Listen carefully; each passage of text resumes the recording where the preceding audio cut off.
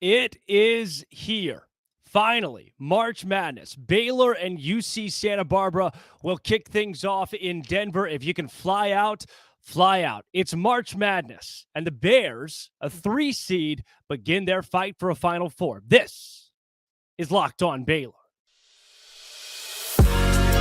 You are Locked On Baylor, your daily podcast on the Baylor Bears, part of the Locked On Podcast Network, your team every day. Well, happy Sunday, everybody. Selection Sunday, the Baylor Bears and the UC Santa Barbara Gauchos meet in round 1 in Denver. I said it, and I'll say it again throughout the show. If you can find tickets, if you can get your way to Denver, you're going to want to do it. Baylor in March Madness this year will do a complete bracket breakdown and give you everything you need to know, not just about UC Santa Barbara, but also about possible matchups for Baylor going down the stretch, because there are a few that I really wanted the Bears to avoid. Creighton, namely, that they got matched up with. But this first round matchup and immediate bracket reaction involves UC Santa Barbara, and I want to jump right in. It's a team that we don't know a lot about. I was excited. I was immediately excited when I found out that the Baylor Bears were playing UC Santa Barbara. When that graphic flashed up on the screen, I thought, okay, great. This is not a round 1. I was worried about a Colgate in round 1 or a Drake in round 1 that Baylor could be upset by. Instead, it's UCSB. Looking up and down their schedule from this season, this is not a team that I am scared of. I don't see them being, despite what a couple of folks said on, I think it was Jay Wright actually had maybe it was UCSB winning this game against Baylor.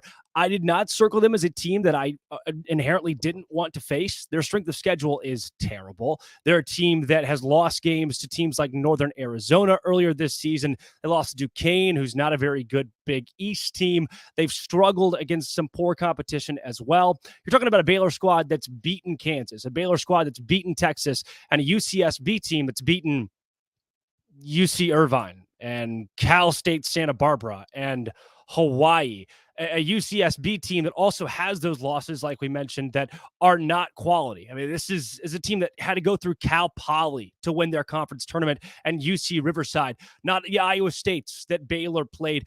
I love this matchup in round 1 for the Bears, and so does shot quality.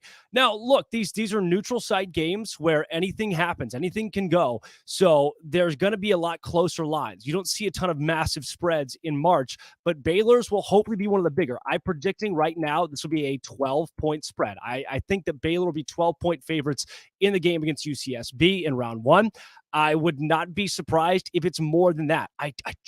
This team leaves a lot to be desired. Shot quality predicts the game to be a 73-63 final in favor for Baylor. The adjusted shot quality rankings, according to Shot Quality and their analytics, they have Baylor as the number 14 team in America. Santa Barbara, on the other hand, not quite as close. Santa Barbara comes in at number 139. Records on the season, Baylor at 20-12 on shot quality. Santa Barbara, despite their actual record this season, they are a shot quality record of 19-13, meaning they're one of the luckier teams in America. They've gotten lucky in more games than most schools. They are 21-11 against the spread this season, so they've got that going for them. They've taken the over. They hit the over 19 times in their 32 games, so they like to score. UC Santa Barbara, finishing at the rim frequency is 37%. That's one thing that I don't like about this matchup. UCSB loves to get the ball inside. If UCSB gets the ball inside against Baylor a lot, that's going to be a serious problem for the Bears. I see Baylor struggling with that at least because this UCSB team is good inside, and the Baylor defense is not great inside. Santa Barbara, according to Haslametrics, 212th in strength of schedule. A pace of play is 302nd. They're kind of a Virginia type. They're going to slow you down as much as possible. They are 106th in the country in consistency. So they're the top third in the nation in playing consistently. And as far as everything else goes, nothing's jumping off the page. I don't see this as being a team that's jumping off the page for me. They're 62nd per Haslametrics in offense, and their defense 191st in America per Haslametrics. So it's a UCSB team, just looking at them, that I think Baylor's got a huge leg up on. Again, Shot quality predicts Baylor 73, UC Santa Barbara 63, a 10-point win for the Bears. They have the 202nd best offense, according to shot quality, in America. 307th in spacing, according to shot quality as well. This is a team that has a lot left to be desired in Santa Barbara. I love it. I love the spot for Baylor. Now, let's go take a deeper dive into the rest of this quadrant. This is, to me, I don't want to call it one of the harder sections of the bracket. It is not. I think the West is the toughest section of the bracket, and we'll get to that here in a bit. But Baylor UC Santa Barbara round 1 plays the winner of Creighton and NC State. Here is where things get interesting to me. Creighton's a really good basketball team. Creighton's a team preseason that was top 10. They're projected to run to the Big East. They had a struggle where they lost, I think, 6 or 7 straight early in the season. And I thought, okay, Creighton, they're not going to be as legit as we thought they were. And they've caught up. This team is senior laden. If Baylor beats UC Santa Barbara, like I think they will in round 1, and Creighton beats NC State, like I think they will in round 1, I think this is one of the worst matchups that Baylor could draw early in the tournament in Creighton. What I do like is that past Creighton, things are more wide open. What I also like is Baylor avoided teams like Marquette, who they've lost to, Iowa State, who has dominated the Bears, Kansas State, who has beaten Baylor twice. They avoid Purdue, who has a lot of big depth. They avoid Virginia, who beat Baylor earlier this season. The Bears have, to me, one of the easier paths past Creighton. Arizona, solid team. I watched them play against UCLA in the Pac-12 championship game. They left a lot to be desired. I was not impressed by Arizona. They've got decent big men, but here's something crazy about Arizona, the 2 seed in this region, the 2 seed right here in the South. They had UCLA team who lost both of its bigs. UCLA was down to 0 big men, which some nights is what Baylor has. When they get 0 rebounds, what are they really doing? Against that UCLA team, Arizona still couldn't get the ball inside. Their guards were not efficient enough to find the big men. So while Arizona is going to be a lot bigger than Baylor if it gets to that point, I think the Baylor guards are so much better than Arizona's. It's a Bears team that's got their number. Princeton might upset Arizona because their guards are so solid, and Arizona leaves a lot to be desired there. Missouri and Utah State, that is one of shot quality's big upsets in round 1. They think Utah State's got a great shot at beating the Tigers.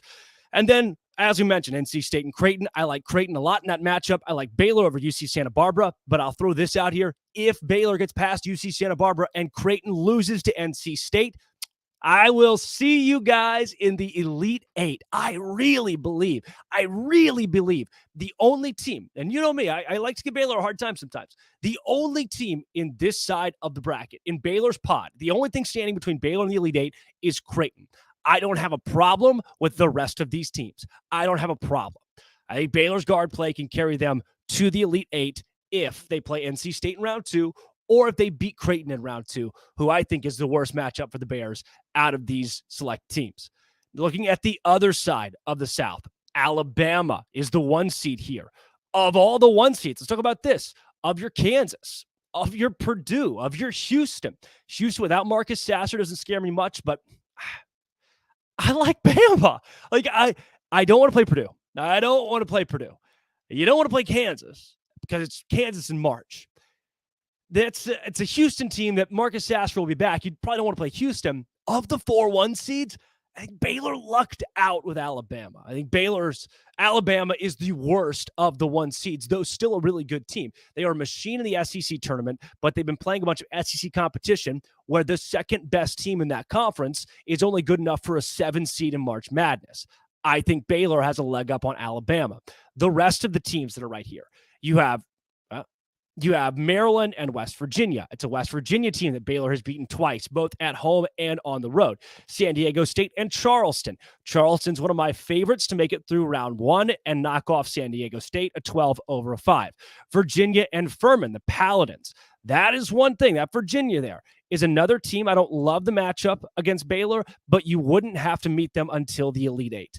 If you were to play Virginia, which I think could be a legitimate possibility, although they looked really bad against Duke, their guards looked terrible against Duke. They're dealing with injuries. If Baylor is to meet Virginia in the Elite 8, I don't love those chances. I would almost rather see Alabama, despite how good Brandon Miller is. But what I'm circling right now for Baylor is if the Bears get past UC Santa Barbara, which they should. I'm calling it now. This is not on my upset watch list. Baylor is a 10-point favorite according to shot quality. I think the line will sit somewhere around 10 to 12. It's a UC Santa Barbara team that their defense, their offense, there's nothing that jumps off to me that says, okay, we are great. Their offense is 202nd in America. I don't think this team can upset Baylor. Creighton, they can beat Baylor. NC State, I don't think they can beat Baylor. Missouri, I trust Baylor. Utah State, I got the Bears. And then Arizona and Princeton, both. I am still riding with Scott Drew's team. All right, before we dive all the way into any possible matchups with Baylor, we'll get into the Baylor and Creighton matchup, some shot quality, and we'll go higher bracket as a whole because there are much tougher regions. I think Baylor got luckier with the region. I want to tell you about FanDuel. FanDuel is the place to go right now. If you're going to go anywhere, FanDuel is the place to go right now when it comes to all of your March Madness bets. You've got a ton of great parlay, point total, overs, unders. I made some money this week. I did. I put some bets on some conference tournaments, and I made some money this week because I use FanDuel. It's easy. There's an app for it. It's something that I go to every morning. I see what's on the slate today that I could maybe use, maybe take advantage of, and I use it to bet at FanDuel.com. Go search FanDuel.com right now. No sweat first bet, $1,000. Throw it on something. If it doesn't hit, you're fine. It's whatever. If it doesn't hit, we'll figure it out later. You get $1,000 back in free play. Yeah, $1,000 in free play. Right now, all of that and more at FanDuel.com. All right, according to Haslametrics, this is a UCSB team that is not great. They lost earlier this year to Northern Arizona. They lost to Duquesne. They lost to UC Riverside. They've got lost to Cal State Northridge. They lost 3 straight, UC Santa Barbara did, to UC Irvine, UC Riverside, Cal State Fullerton. I hope what you're noticing out of all of this is that this is just not at all a hard schedule. They have played pretty much nobody up until they get to Baylor. Their strength of schedule, according to Haslametrics, 212th in America. They have played nobody. They rank right now 101st in America. They're 302nd in pace of play. They cannot run the court very well. They're 212th in strength of schedule. They can't run the court very well. The one thing they do is get the ball inside because their ball movement is efficient. It has to be when you're 302nd in pacing. They are slow. One of the slowest teams in America. This is not going to be fun to watch, but is a perfect recipe for Baylor to speed up UCSB and find an easy outlet to a 20-point lead early in this game. So again, I marked down the UCSB game as a win. Let's go back to Baylor's round 2 matchup. I think inevitable with Creighton. According to shot quality right now, if Baylor and Creighton were to play at a neutral site, the final score would be Baylor 72, Creighton 68. Baylor's the 14th best team in America, according to shot quality. Creighton is the 25th best team in America, according to shot quality. Creighton 16-17 against the spread. Baylor 16-16 against the spread.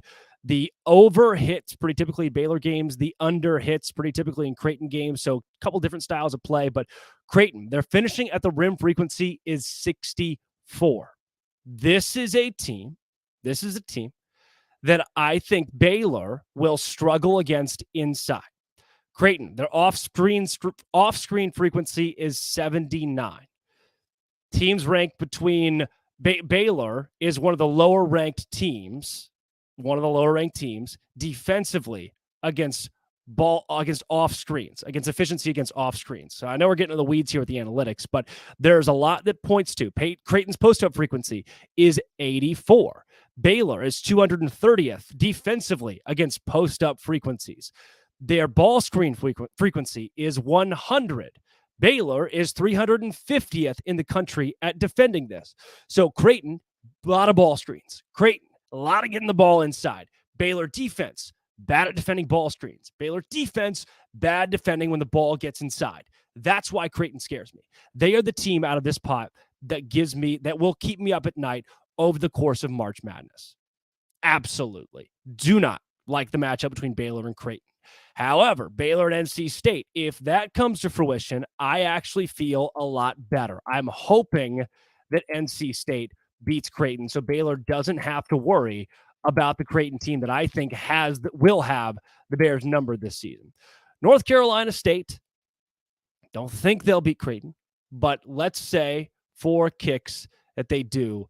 I think NC State, again, it's kind of a Cal Santa Barbara here. I don't think the Bears have trouble with a team like this. If you look at shot quality, neutral site, Baylor projected to win the game 76-68, 8-point spread against NC State. That doesn't worry me at all. Give me NC State. Please give me NC State. Creighton, no thank you. NC State, yes. Now take a look at this. It's tough to see. I get it. It's tough to see. The overall bracket NCAA men's tournament, March of 2023. Feels good, doesn't it? Last year, if you'd have put a betting unit on every underdog, you'd have been up 14 units. It's not going to be the same this year. Don't do that this year because there was the whole St. Peter's thing. They helped out with that a lot. But keep that in your back pocket. To me, the toughest of these quadrants is the West. In the West, you find Kansas as the 1 seed. Obviously, Kansas and March, somebody you don't run into. They're going to have to face either Arkansas or Illinois in round 2. I think St. Mary's will be upset by VCU, although St. Mary's is a very good team. VCU just a machine this season. UConn, to me, is in my top 5 for a national championship. Iona is coached by Rick Pitino. TCU, another Big 12 team with a shot at a national title, beat Kansas by 20 points on the road. Arizona State is hot. Nevada is a team that's had a decently battle-tested season in a decent mid-major conference. Gonzaga is Gonzaga. They are always good. This is the West region. Grand Canyon, coached by Scott Drew's brother, Bryce Drew. They are a solid. I watched their conference championship game, was blown away by their team chemistry. They are a bid, in my opinion, for a first-round upset over Gonzaga. Northwestern and Boise State. Northwestern coming from a Big Ten that got a lot of teams into this tournament. Boise State, another team that's got a pretty good resume. And then UCLA, the West, to your bottom right on your screen. That is the region to beat. Whoever comes out of that, they are going to be banged and bruised. Kansas leading the pack in that one if they get past Arkansas and Illinois in round 2. VCU, I like UConn. I think Baylor is in a great spot to not be in the West. Taking a brief look over at the East, Purdue, the 1 seed in the East. Baylor avoided Purdue. I think the Bears would have had a really tough time against the Boilermakers this season, but Purdue didn't avoid Memphis. That is such a tough round 2 matchup for Purdue. Memphis has to play FAU. They could have gotten an at-large bid this season. Duke, playing hot basketball right now, won the NCAA tournament. Oral Roberts, one of the oldest teams in America. They mowed through everybody in their conference. Another really dangerous 12 seed that's going to give Duke fits. Tennessee, Louisiana. Tennessee, Final Four caliber this season. I finally, for once, don't think they're fraudulent. Kentucky and Providence. I'm worried about Providence. Kansas State and Montana State. It's a Kansas State team that beat Baylor twice. Michigan State and USC. Michigan State, I think, could get hot at the right time and make a run to the Sweet 16. And then Marquette dominated Baylor. Thank God the Bears aren't in the East. I think the East is a lot harder than where Baylor was slotted in the South. So the West and the East, thank goodness Baylor's not there. Over to the Midwest, Houston, the 1 seed in your top right of the screen. That is a team without Marcus Sasser. You saw when they lost to Memphis today, who's not near as good. Iowa and Auburn, another tough matchup in round 2. Miami and Drake. I think Drake's got a great case for an upset in round 1 against a strong Miami team who, to me, third best team in the ACC, but still a candidate for a Sweet 16 bid. Indiana, a Big Ten team, facing Iowa State. I think Iowa State ultimately goes to the Elite 8 out of this side of the bracket. Xavier, every team in the Big East scares me, Creighton included, who Baylor will see in round 2. Xavier against the winner of A&M, or I should say Xavier against Iowa State. I think Iowa State upsets the Musketeers, but still formidable opponent that Baylor would struggle with. Texas A&M, Penn State, and then Texas and Colgate. Colgate, they are the best 15 seed in this tournament, bar none. they're going to have a shot against Texas, who has got to be tired. They lost 3 days of practice because of the Big 12 tournament. Colgate solid, Texas solid, A&M solid, Penn State sneaky. Baylor avoids all those schools. This is a good spot. This is a good spot for Baylor. Of all of the places the Bears could be, they're going to have to face somebody early. They're going to have to face somebody early on that's got a shot at beating them. And they got Creighton and UC Santa Barbara. So I will take it. Give it to me. I think this is a good spot for Baylor. And I know I called the Creighton matchup on Twitter and said Baylor would lose round 2 to Creighton, and here they are against Creighton. But if they get past that team, the sky's the limit. That is the one holdup to me. The one holdup in this bracket is Creighton. And we'll talk about it all week on Locked On Baylor. Here's the immediate reaction. We'll come back tomorrow morning and give you so much more. Cameron Stewart, Brandon McKinnon. We got a 3-man show coming tomorrow. We'll break everything down about this Baylor and UC Santa Barbara matchup. You don't want to miss it. Today's show brought to you by Built Bar and FanDuel. Go buy you a Built Bar at Sam's Club. Go to Walmart, get a Built Bar. That is Santa Barbara. That is Creighton. That is Baylor's path to a Final Four national championship. It is there. This is a favorable spot, and I grade this a 9. I grade this a 9 out of 10, an A, a solid A, not an A+, an A for Baylor's spot in the bracket. This is where I would want to be. If I'm going to make a Final Four and I'm Baylor, this is where I want to be. I'm excited. I'm excited by this path, except for Creighton. That's it. See you tomorrow morning. We'll break it all down more. That's your immediate reaction. If you didn't see it, start it over. That's all good. You can do all that stuff. This has been Always Will Be Locked On. Thanks for making it your first listen every single day. Baylor.